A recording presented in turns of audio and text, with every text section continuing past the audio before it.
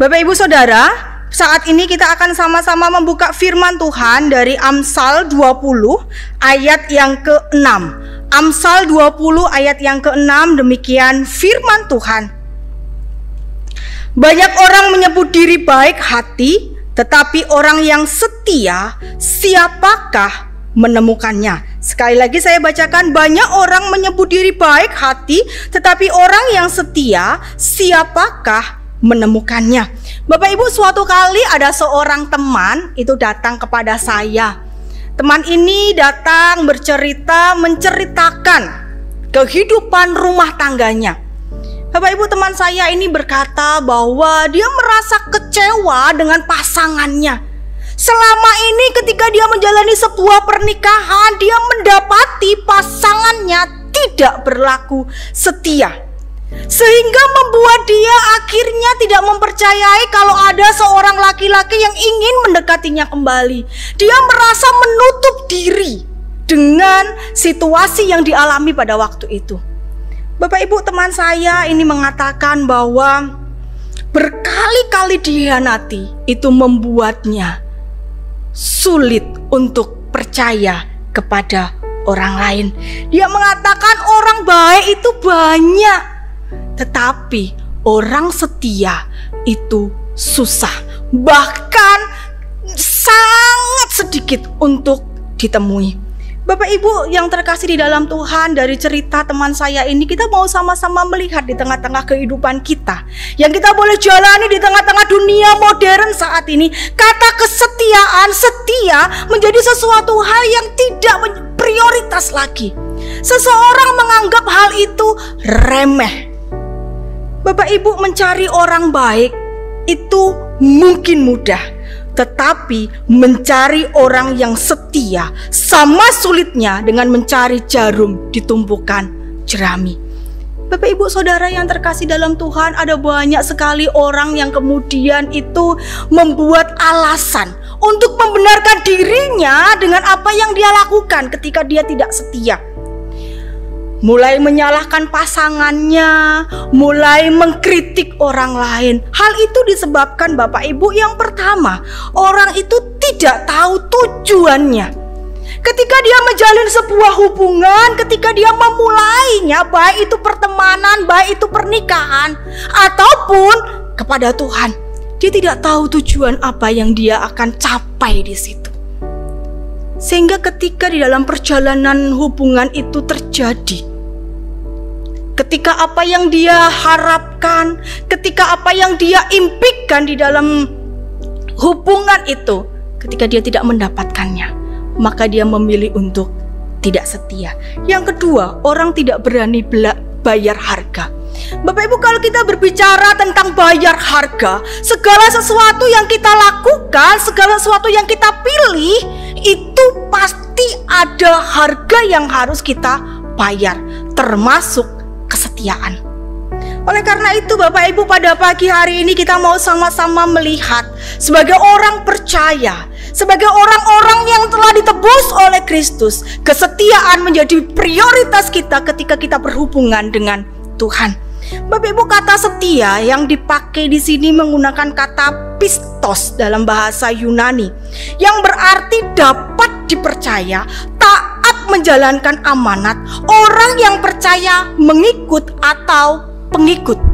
Bapak Ibu Saudara yang terkasih dalam Tuhan, ketika kita melihat kata ini, kita boleh sama-sama melihat kata setia dijabarkan bahwa seseorang dikatakan setia itu dari awal sampai kepada akhirnya. Kalau kita boleh sama-sama lihat di dalam Alkitab, Bapak Ibu, ada banyak sekali tokoh-tokoh Alkitab di dalam mulai perjalanannya bersama dengan Tuhan, dia setia. Contohnya Salomo. Bapak Ibu, Salomo di dalam awal-awal karirnya menjadi seorang raja, dia setia mengutamakan Tuhan. Tetapi pada akhir kehidupannya, dia tidak menjalankan janjinya ataupun komitmennya. Yang kedua, seseorang dikatakan setia adalah menyelesaikan tugas yang diberikan.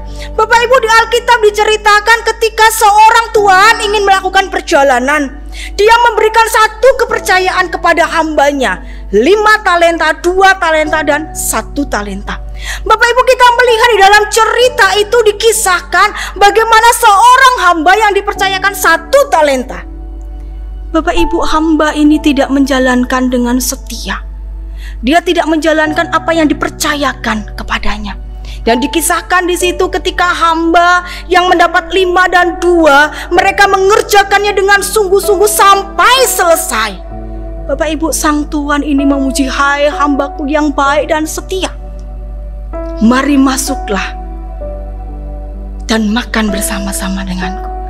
Bapak Ibu Saudara yang terkasih di dalam Tuhan, kita mau sama-sama melihat yang ketiga. Seseorang yang setia adalah seorang yang menepati janji. Bapak Ibu, kalau kita berbicara janji, setiap kita manusia itu adalah orang yang sering mengingkari janji tentunya. Kepada anak, kepada pasangan, kepada teman, gitu ya. Kita boleh sama-sama melihat kita sering mengingkari janji dengan begitu banyak alasan. Namun kita bersyukur kita punya satu pribadi yang menjadi contoh teladan dalam kehidupan kita, yaitu Yesus Kristus. Dia menepati janjinya, menebus kita sampai akhirnya selesai di atas kayu salib.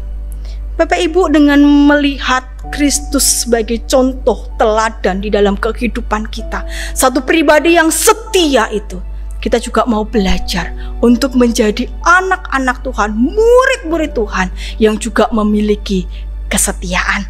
Bapak Ibu Saudara yang terkasih di dalam Tuhan, mari sama-sama kita perhatikan firman Tuhan yang telah kita baca. Saya mengajak Bapak Ibu untuk sama-sama melihat di ayat yang ke-6 dikatakan, "Banyak orang menyebut diri baik hati, tetapi orang yang setia siapakah menemukannya?"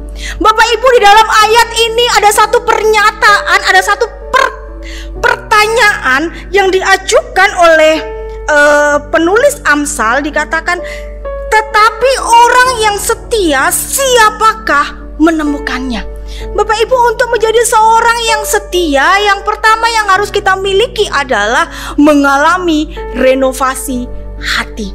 Bapak Ibu, kalau Bapak Ibu memperhatikan sebuah pohon, ya, ketika Bapak Ibu melihat sebuah pohon, Bapak Ibu tahu pohon itu tegak berdiri, pohon itu kuat, itu dinilai dari mana? Akarnya. Ketika akarnya itu kuat, ketika akarnya itu menancap dengan kuat, ketika akarnya itu bagus, maka bisa menopang pohon itu. Dan akhirnya pohon itu menghasilkan buah. Bapak Ibu, dari sini saya mengajak untuk sama-sama kita melihat kalau saya dan Bapak Ibu ingin mengalami satu tindakan atau kita ingin mengalami satu perubahan di dalam kehidupan kita supaya kita bisa setia, hal yang paling utama yang harus kita bereskan terlebih dahulu adalah hati kita. Bapak Ibu, suatu ketika saya sedang berjalan menghantarkan teman saya untuk pergi ke tukang jahit. Ya Bapak Ibu, ketika sampai di tempat tukang jahit, ada sebuah tulisan, ya Bapak Ibu, yang terpampang, yang semua orang ketika masuk rumah itu bisa membaca. Tulisan itu berkata seperti ini Bapak Ibu, "Kami boleh mengubah pakaian Anda, tetapi hanya Tuhan yang mampu mengubah hati Anda." Bapak Ibu, dari pernyataan ini ketika saya melihat tulisan ini, saya tertegun. Saya tersentak melihat tulisan ini. Saya menyadari kembali bahwa ketika saya berdiri di hadapan Tuhan, ketika saya ingin setia, itu bukan hasil pekerjaan kita, tetapi hanya Tuhan yang mampu mengubahnya.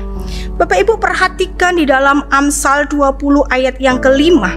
Di situ dikatakan, "Rancangan di dalam hati manusia itu seperti air yang dalam, tetapi orang yang pandai tahu menimbangnya."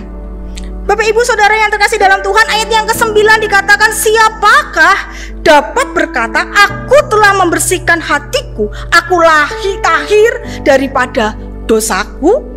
Bapak Ibu Saudara yang terkasih dalam Tuhan, dari Amsal ini kita mau sama-sama melihat ketika manusia jatuh ke dalam dosa, kita mau sama-sama melihat manusia mengalami kerusakan total, termasuk hatinya sendiri. Oleh karena itu, ketika manusia melakukan sesuatu, baik itu dalam pikirannya, itu rencananya baik, tetapi ujung-ujungnya adalah dosa. Bapak Ibu Saudara yang terkasih di dalam Tuhan, kita mau sama-sama melihat, kita mau sama-sama belajar bahwa ketika saya dan Bapak Ibu mau mengalami satu perubahan kesetiaan itu, kita harus mengalaminya dengan berjumpa secara pribadi dengan Kristus. Hanya Kristus yang mampu mengubah hatiku dan hatimu. Hanya Kristus yang mampu menjadikanku dan menjadikanmu seseorang pribadi yang baru. Bapak Ibu Saudara yang terkasih dalam Tuhan, hanya Kristus yang mampu mengubah seseorang yang tadinya jahat menjadi baik. Hanya Kristus yang mampu mengubah seseorang yang tadinya penuh dengan lumpur dosa menjadi seseorang yang tahir. Oleh karena itu Bapak Ibu, mari sama-sama saat ini, ketika saya dan Bapak Ibu rindu menjadi pribadi yang setia, baik itu kepada pasangan kita, menjadi pribadi yang setia baik kepada teman kita, dan terlebih kita menjadi pribadi yang setia kepada Tuhan. Itu saya dan Bapak Ibu harus berjumpa dan mengalami Tuhan secara pribadi. Transformasi hati oleh Allah inilah yang memampukan manusia untuk setia dan tidak kalah oleh kondisi apapun yang dialami. Yang kedua adalah kesetiaan perlu dibuktikan. Bapak Ibu, dalam perjalanan kehidupan manusia, banyak orang yang kemudian mau percaya ketika ada bukti.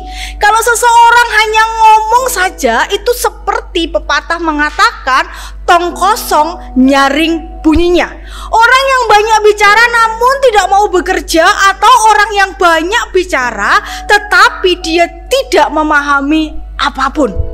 Oleh karena itu Bapak Ibu, kalau kita boleh sama-sama perhatikan, seseorang lebih percaya menghargai seseorang itu dari apa yang dia lakukan daripada omongannya. Bapak Ibu Saudara yang terkasih dalam Tuhan, pada saat ini saya dan Bapak Ibu dituntut di tengah-tengah dunia tidak hanya menjadi seorang pribadi yang pintar mengatakan sesuatu yang baik, tidak menjadi seorang pribadi yang pintar mengembar-gemborkan kebenaran, tetapi kita menyatakan itu di dalam kehidupan kita melalui tingkah laku kita.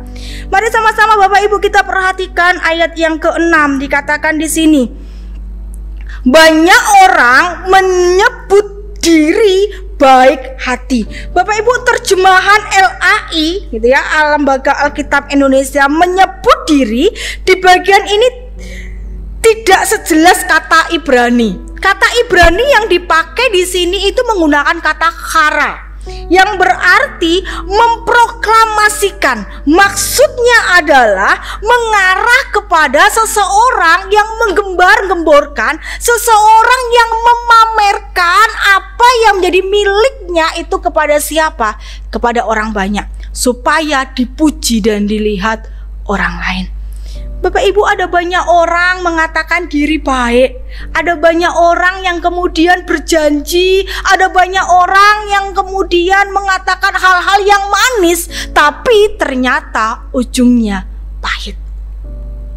Saya dan Bapak Ibu hari ini kita mau belajar untuk menjadi pribadi yang setia. Tidak hanya kita itu ngomong, tidak hanya kita berkomitmen di hadapan manusia ataupun di hadapan Tuhan, tetapi saya dan Bapak Ibu ingin menyatakannya di dalam perjalanan kehidupan kita dari awal sampai kepada akhirnya. Kita mau menyatakan apa yang Tuhan percayakan bagi kita, kita kerjakan dari awal sampai kepada selesai.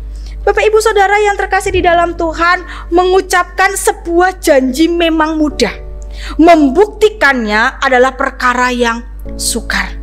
Allah tidak hanya menuntut saya dan Bapak Ibu, tetapi Dia memberikan tuntunan, Dia memberikan satu teladan di dalam kehidupan kita. Bapak Ibu, ketika Allah mengatakan aku mengasihi engkau dengan kasih yang kekal, ketika Allah itu mengucapkan janjinya, ketika Allah itu menyatakan kehendaknya di dalam kehidupan saya dan Bapak Ibu, Allah itu menyatakannya dan menepatinya. Bapak Ibu, sama-sama saya mengajak Bapak Ibu untuk melihat bagaimana bukti kasih nyata Tuhan itu di dalam kehidupan kita. Kalau kita boleh sama-sama perhatikan, kita memandang kepada salib. Salib itu menjadi bukti konkret kasih Tuhan di dalam kehidupan kita.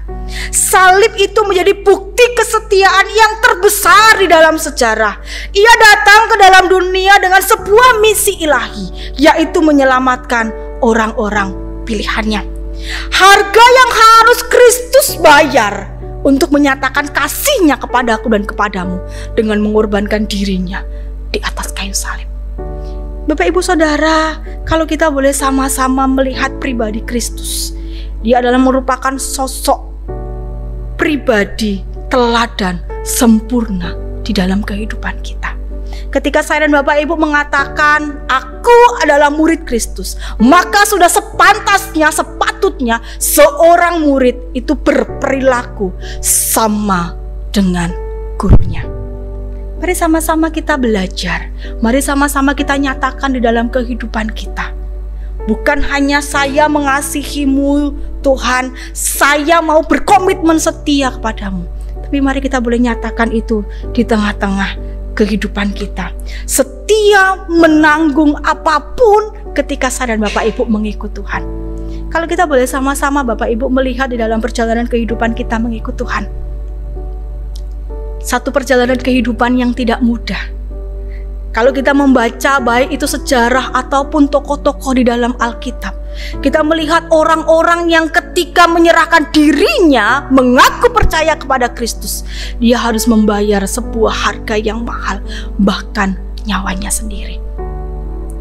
Saya dan Bapak Ibu berjuang di tengah-tengah dunia ini, kita tidak tahu sampai kapan. Tetapi satu hal yang ingin kita perjuangkan adalah kita mau hidup setia sampai akhir. Kesetiaan tidak terlihat ketika semuanya sedang berjalan mulus. Kesetiaan akan terlihat ketika semuanya sedang runtuh atau berantakan.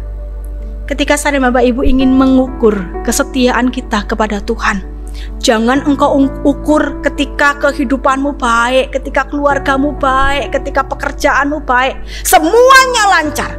Tetapi ukurlah kesetiaanmu kepada Tuhan ketika engkau dan saya mengalami pergumulan di tengah-tengah dunia ini.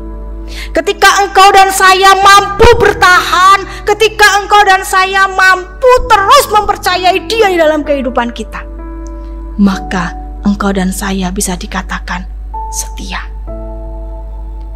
Bapak Ibu Saudara yang terkasih dalam Tuhan, tetaplah setia. Kerjakan bagian kita dengan setia, dan lihatlah Tuhan akan mengerjakan bagiannya dengan sempurna. Percayalah apa yang engkau saat ini kerjakan, apa yang saat ini engkau sedang perjuangkan, Allah ada bersama-sama dengan engkau. Ketika engkau berjuang saat ini itu tetap setia di tengah-tengah pergumulan hidupmu, percayalah ada tangan Tuhan yang memberikan engkau kekuatan. Ada tangan Tuhan yang memampukan engkau untuk berdiri tegak melewati setiap persoalan kehidupanmu. Mari Bapak Ibu kita berjuang bersama dengan Tuhan. Kita mengakhiri pertandingan kita di tengah-tengah dunia ini dengan tetap setia, dan percayalah sesuai dengan janji firman Tuhan. Ketika engkau setia sampai akhir, ada satu janji mahkota kehidupan Tuhan sediakan bagi setiap kita. Kiranya firman Tuhan ini menolong saya dan Bapak Ibu untuk tetap setia mengikut Tuhan sampai akhir. Sekalipun kehidupan tidak menjanjikan sesuatu hal yang baik, sekalipun pergumulan, sekalipun masalah saat ini kita hadapi, percayalah ada Tuhan yang selalu bersama-sama dengan kita, yang akan memampukan setiap kita untuk tetap setia kepada Tuhan. Kita berdoa. Tuhan, kami bersyukur untuk firman-Mu yang kembali mengingatkan kami di tengah-tengah kehidupan yang kami boleh jalani. Tuhan, kami tahu semuanya itu tidak mudah. Kami tahu ini semua tidaklah gampang. Tetapi kami bersyukur ketika kami diperhadapkan dengan pergumulan, ketika kami dihadapkan dengan sakit, ketika kami diperhadapkan dengan usaha kami yang hancur, tapi kami tetap boleh melihat, mempercayai Tuhan yang janjinya iya dan amin di dalam kehidupan kami. Tuhan, tolong terus kami untuk tetap setia kepadamu, untuk kami terus sampai akhir kehidupan kami mempercayai Engkau. Terima kasih Tuhan Yesus. Di dalam nama Tuhan Yesus kami berdoa dan bersyukur. Amin.